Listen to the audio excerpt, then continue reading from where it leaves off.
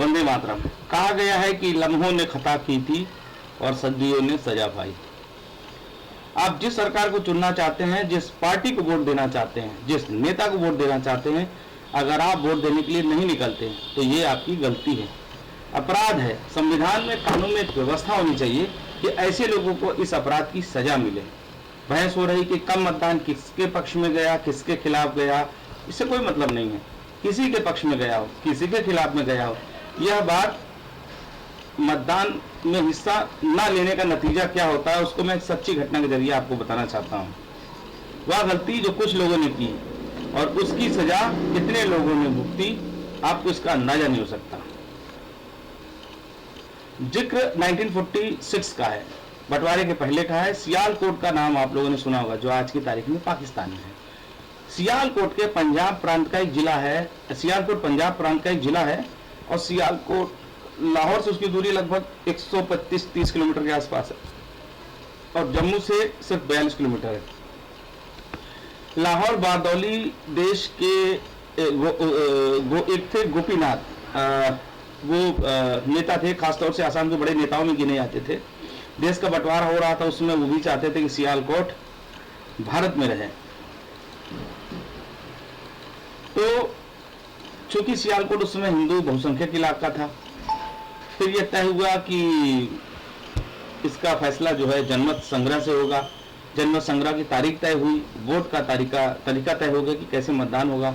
जब मतदान शुरू हुआ तो मुसलमान सुबह से ही लाइन में लग गए और सबसे पहले वोट देकर चले आए। लंबी लाइनें थी और हिंदुओं ने क्या किया, आराम से उठे, खाना खाया पिया, आराम किया। उसके बाद दोपहर बाद मतदान केंद्र पर जब वो पहुंचे तो देखा कि लंबी लाइन लगी है।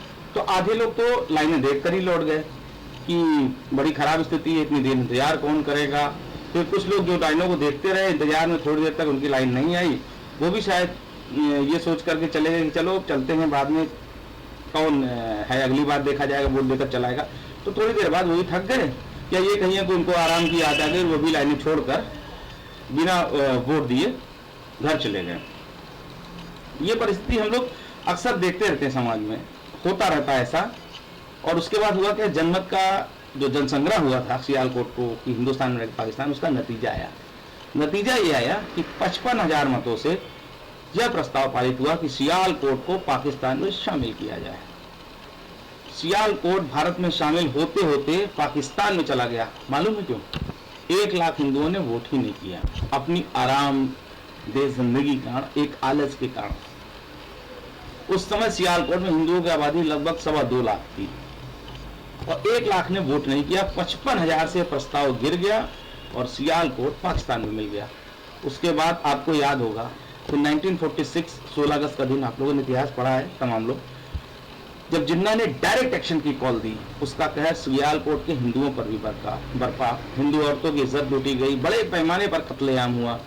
जो लोग आराम करने के लिए घर गए थे वो हमेशा के लिए आराम की नींद में सुला दिए गए। 1941 के जनगणना के आंकड़ों के मुताबिक सियालकोट में हिंदू पॉपुलेशन लगभग 2.25 लाख 2.5 लाख के आसपास थी।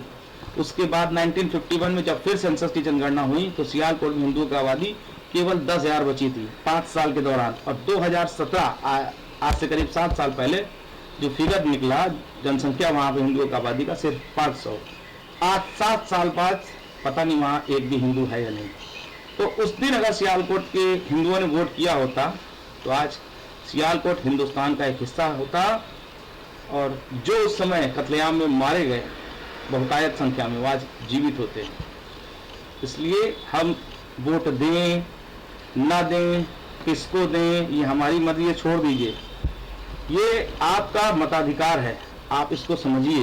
वोट किसी को भी दीजिए। आपको मोदी पसंद नहीं है तो आप मोदी के विरोध में वोट दीजिए, लेकिन आप बाहर निकलिए, वोट कीजिए, राष्ट्रहित में वोट कीजिए, जो आपको पसंद हो आप उसको वोट कीजिए, लेकिन मतदान प्रतिशत बढ़ना चाहिए।